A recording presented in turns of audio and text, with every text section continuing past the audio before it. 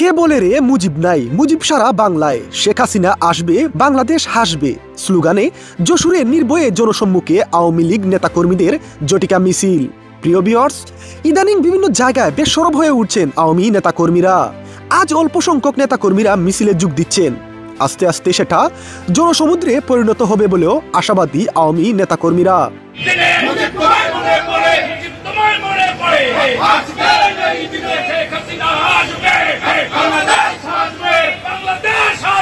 এদিকে জানুয়ারি মাসের মধ্যেই বঙ্গবন্ধু কন্যা শেখ হাসিনা দেশে আসছেন, এমনটি বলতে শোনা যায় আওয়ামী লীগের নেতা শফিউল আলম চৌধুরী নাদেলকে।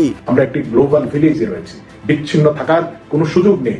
আজকে শুধু এই দেশের মানুষ নয়, এই উপমহাদেশ আজকে হুমকির মধ্যে পড়েছে এই জঙ্গি ইউনিটের কারণে। আমাদের প্রত্যাশা, আমাদের দেশে আগামী 1 মাসের মধ্যেই একটি পরিবর্তন হতে যাচ্ছে এবং এই বিষয়টা নিশ্চিত বঙ্গবন্ধু কন্যা জননেত্রী শেখ হাসিনা ইনশাআল্লাহ মার্চ মাসের পূর্বেই বাংলাদেশে আসবে।